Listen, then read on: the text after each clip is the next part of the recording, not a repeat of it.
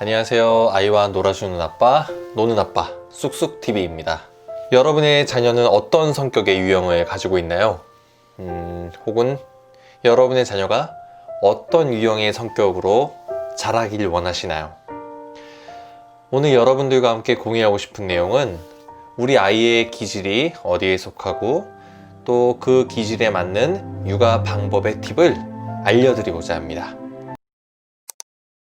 저도 제 성격에 싫은 부분이 있습니다. 그 부분을 아이가 닮지 않았으면 하는 바람도 있죠. 가끔은 아이의 성격이 나와 부딪혀서 내 맘과 다르게 아이에게 화를 내거나 혼을 낸 적이 있습니다. 그러고 나면 얼마나 제 마음이 힘들던지 다시는 그러지 말자 다짐해놓고 또 그러는 나의 모습에 다시 한번 엄마 아빠는 참 힘들다는 생각이 듭니다. 엄마 아빠가 원하는 대로 아이의 성격이 만들어진다면 얼마나 좋을까요? 하지만 애석하게도 아이들은 저마다 타고난 성격, 즉 기질을 가지고 태어납니다. 기질은 성격의 기초가 되는 심리적인 특성이자 사람의 감정이나 사회적 성향을 나타내는 바로미터가 됩니다. 즉 기질은 아이의 평생 성격을 지배하는 열쇠인 셈이죠. 1977년에 정신과 의사인 스텔라 체스와 알렉산더 토마스라는 부부가 발표한 연구 보고에 따르면 아이의 기질은 크게 순한 기질, 까다로운 기질, 그리고 더딘 기질 세 가지로 분류가 된다고 합니다. 우선 순한 기질의 아이는 대체로 새로운 경험을 잘 받아들이고 낯선 사람에게도 스스럼 없이 다가가고 환경이 바뀌어도 크게 스트레스를 받지 않고 잘 적응합니다. 또한 달래면 쉽게 울음을 그치고 잘 웃고 잘 놀고 규칙적으로 밥도 잘 먹고 배변도 잘하고 잠도 푹 자고 또한 뿐만 아니라 자기의 주장만 고집하는 것이 아닌 다른 사람의 요구도 들어줄 줄 알고 남을 배려할 줄도 알기 때문에 부모나 또래들과 관계도 원만하고 좋은 편입니다. 순한 기질에 속하는 아이들은 대략 40% 정도에 속한다고 보시면 됩니다. 반면 까다로운 기질의 아이는 짜증을 잘 내고 새로운 것에 강한 거부감을 보이죠. 때문에 낯선 사람을 경계하고 새로운 상황이나 환경에 잘 적응하지 못합니다. 그렇지만 일단 새로운 것에 적응하면 행복해하고 또한 이러한 아이들은 작은 자극에 매우 민감하게 반응하기 때문에 사소한 일에도 자지러지게 울고 한번 울음을 터뜨리면 쉽게 달래지지가 않죠.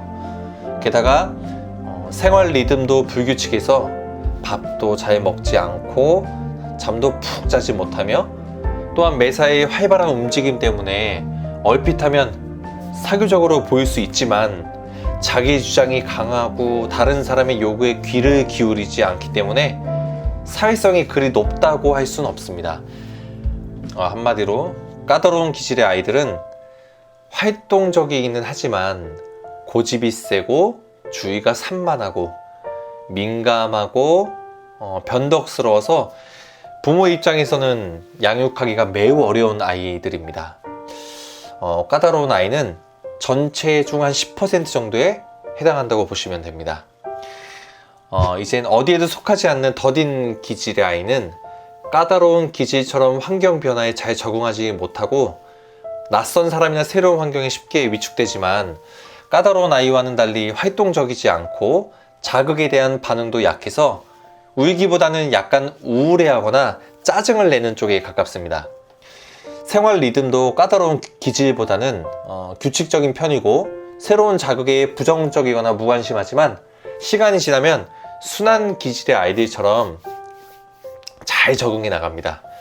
더딘 아이는 한 15% 정도에 속한다고 보시면 될 것 같습니다. 대다수의 과학자들은 기질은 선천적으로 타고난다고 규정하고 있죠. 조용하고 달래기 쉬운 아기는 나중에 다루기 쉬운 아이로 자라는 경우가 많고 흥분이나 동요가 심하고 달래기 어려운 아이는 까다로운 아이가 돼서 엄마의 관심을 더 많이 필요로 하는 경우가 많다고들 합니다. 자, 그렇다면 우리는 아이의 타고난 기질을 바꿀 수는 없을까요? 수많은 학자들은 유전적 기질과 더불어 아이를 둘러싼 환경이 성격 형성에 큰 영향을 미친다고 말합니다. 성격 형성에 있어 유전과 환경은 마치 한 쌍의 댄서와 같다고 보시면 됩니다. 어느 한쪽이 너무 빨리 스텝을 밟으면 둘 다 넘어지고, 그런 식으로 유전은 환경에 영향을 미치고 다시 환경은 유전에 영향을 미치게 되죠. 여기서 환경이란 주로 갓난아기를 돌봐주는 양육자를 의미합니다. 예를 들어서 수줍음이 많아 낯선 상황에서 불안감을 느끼는 아이에게 부모가 좀 더 신경을 써주고 수줍음으로부터 벗어날 수 있도록 적극적으로 도와주면 4세 정도가 되었을 때 수줍음이 많은 아이들 중 약 80%가 성격을 교정할 수 있습니다. 즉, 초기 양육 환경을 어떻게 조성하느냐에 따라서 소극적인 성격에서 적극적인 성격으로, 어두운 성격에서 밝은 성격으로, 산만한 성격에서 차분한 성격으로, 공격적인 성격에서 부드러운 성격으로 얼마든지 교정할 수 있다는 겁니다. 자, 여기까지 들어보면 좋은 기질과 나쁜 기질이 있는 것처럼 느껴질 수 있을 겁니다. 하지만 그렇지 않습니다. 모든 기질에는 강점과 약점이 있기 마련이죠. 또한 문화권에 따라서 기질은 다르게 인식될 수 있습니다. 예를 들어서 미국의 경우 수줍음을 타는 성격은 사회에 적응하는데 어려움이 많죠. 하지만 인도네시아의 아주 작은 마을에 살고 있다면 수줍음 많은 성격이 불리할 이유는 전혀 없습니다. 오히려 수줍어하는 아이들은 문제를 일으킬 가능성이 적고 마약을 복용하거나 범죄를 저지를 가능성이 훨씬 낮아서 어떤 부모들은 자기 아이가 약간 겁이 많은 성격인 것을 오히려 다행이라고 말하기도 합니다. 자, 그렇다면 까다로운 아이와 순한 아이, 그리고 더딘 아이들까지 어떤 육아법을 우리가 해야 하는지 그 방법을 알려드리겠습니다. 까다로운 아이는 고집이 세서 엄마를 무척 힘들게 하는 유형이죠. 그런 아이와 충동할 때 엄마가 강압적으로 고집을 꺾으려고 큰 소리로 억압하면 아이는 처음에는 고분고분해지는 것처럼 보이지만 나중에는 엄마의 부정적인 태도에 짜증이 섞인 반응을 하게 됩니다. 엄마는 그런 아이를 통제하기 위해 더 큰 소리를 낼 수밖에 없고, 그럴수록 오히려 아이의 반항심은 커지고 결국 엄마가 당하기 힘든 아이가 되고 말죠. 까다로운 기질의 아이를 둔 부모들은 어떤 때는 아이의 요구를 무시하거나 거부하고, 어떤 때는 아이의 고집에 지쳐서 요구를 쉽게 들어주는 경향이 있습니다. 그러나 이러한 행동은 아이에게 고집을 부리면 원하는 것을 얻을 수 있다는 것을 가르쳐주는 셈이 되죠. 이런 경우에는 우선 아이의 요구를 말로 표현하여 부모가 아이의 마음을 이해하고 있음을 알려야 합니다.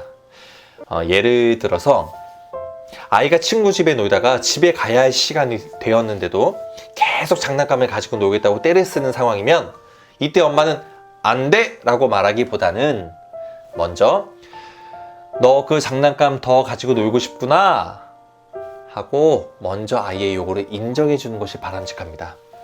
2단계만 시행해도 개선 효과가 아주 크게 나타납니다. 자, 그 다음에는 현재 상황을 설명하고 엄마가 원하는 바를 아이에게 인식시켜야 됩니다. 예를 들어서 엄마는 네가 장난감을 더 가지고 놀고 싶은 마음은 충분히 이해하겠어. 하지만 지금은 우리가 집에 가야 할 시간이야. 그러니까 장난감 갖다 두고 와. 그래도 안 간다고 떼쓴 아이에게 다음 단계로 아이에게 대안을 제시해야 합니다.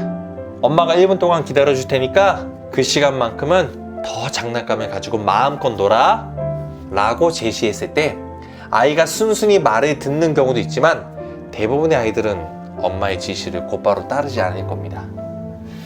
이때는 지금까지 설명했던 단계들을 2번, 3번 더 반복하고 그래도 아이가 고집을 꺾지 않을 경우에는 엄마는 너를 더 이상 기다려줄 수 없어. 1분 후에도 장난감 갖다 놓고 오지 않으면 엄마는 먼저 갈 거야 라고 단호하게 아이에게 지시를 따르도록 해야 합니다. 이때 중요한 것은 부모가 아닌 아이가 선택할 수 있도록 해야 한다는 점입니다. 이 상황에서 아이가 계속 고집을 부린다면 아이는 엄마가 혼자 가도 상관없다는 쪽을 선택한 것이므로 엄마는 반드시 약속한 바를 실행에 옮겨야 합니다. 이것은 아이에게 벌을 주거나 혼을 내는 행위가 아니에요. 아이가 선택한 결과를 행동에 옮기는 것뿐입니다. 하지만 대부분의 부모님들은 이러한 과정을 번거롭고 어렵다고 생각해서 실제로 잘 시행을 하지 못하세요. 부모가 이처럼 간단한 가르침을 지키는 것도 어려운데 생각해보세요. 온통 자기가 원하는 것에 푹 빠져있는 아이가 그 장난감을 포기하는 것은 얼마나 어려울지를.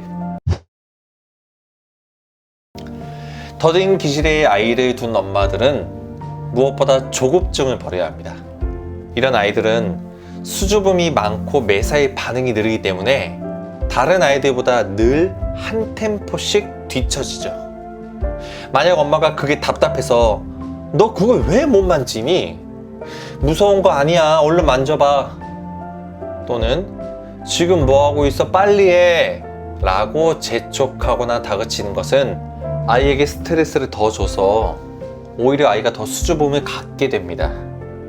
적응이 더욱 느려지고 나아가 자아 존중감을 떨어뜨릴 수가 있습니다.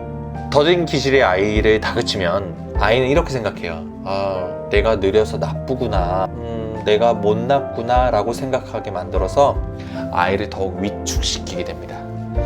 때문에 이런 아이들은 오랜 시간 지켜보면서 아이에게 적응할 시간을 줘야 돼요. 그러면 아이는 느리긴 하지만 모든 것에 무리 없이 적응해 나갈 수 있게 되죠. 앞서 설명한 까다로운 아이와 더딘 아이에 비해 문제가 전혀 없어 보였던 순한 기질의 아이도 자칫 아이의 순한 모습에 부모가 실수를 범하게 됩니다. 까다로운 아이와 더딘 아이에 비해서 부모와 트러블을 일으킬 가능성이 적어서 부모들이 편애하는 타입이죠. 하지만 여기에도 함정이 도사리고 있습니다. 순한 기질의 아이는 요구를 여러 번 거절당하면 계속해서 고집을 부리기보다는 상대방의 말을 그냥 듣는 경향이 강해집니다. 부모 입장에서는 아이가 말을 잘 들으니까 키우기가 매우 수월하다고 느낄지 모르지만 이는 자칫 아이의 자율성이나 주도성을 꺾는 행동이 될 수 있습니다. 그렇기 때문에 순한 기질의 아이를 둔 엄마들이 가장 조심해야 할 점은 아이를 너무 심하게 억누르고 항상 부모의 말을 따르도록 강요하지 말아야 한다는 점이죠. 아무리 순한 아이라도 자기 주장이 없다면 제대로 자랐다고 볼 수가 없기 때문입니다. 이 세 가지 기질에 대해서 간략하게 알아봤습니다. 평생 성격을 결정짓는 기질은 엄마 뱃속에서부터 타고나는 것이라 좋거나 나쁘다는 이분법적 잣대로 평가할 수는 없습니다. 사람마다 얼굴 생김새가 다르고 개성이 다르듯이 각자 가지고 태어난 기질에도 장점과 단점이 공존하기 때문이죠. 따라서 부모님들은 아이의 기질을 어느 한쪽 방향으로 수정하려고 애쓰기보다는 열린 마음으로 편안하게 받아들이고 장점을 키워 올바른 방향으로 이끌어주는 역할을 해야 합니다. 부모가 아이를 있는 그대로 바라보고 이해할 때 아이는 누구보다 독립적인 인격체로 성장할 수 있죠. 부모의 올바른 양육법이야말로 아이의 기질 속에 잠자고 있는 무궁무진한 잠재력과 빛나는 가능성을 깨우고 가꿔줄 소중한 울타리라는 사실을 명심하셔야 합니다. 과거는 지났고 미래는 오지 않았으며 지금 우리가 할 수 있는 것은 오늘 바로 지금입니다. 후회와 낙심보다는 오늘이 미래가 되기에 지금부터라도 끈기를 가지고 도전해 보시기 바랍니다. 감사합니다.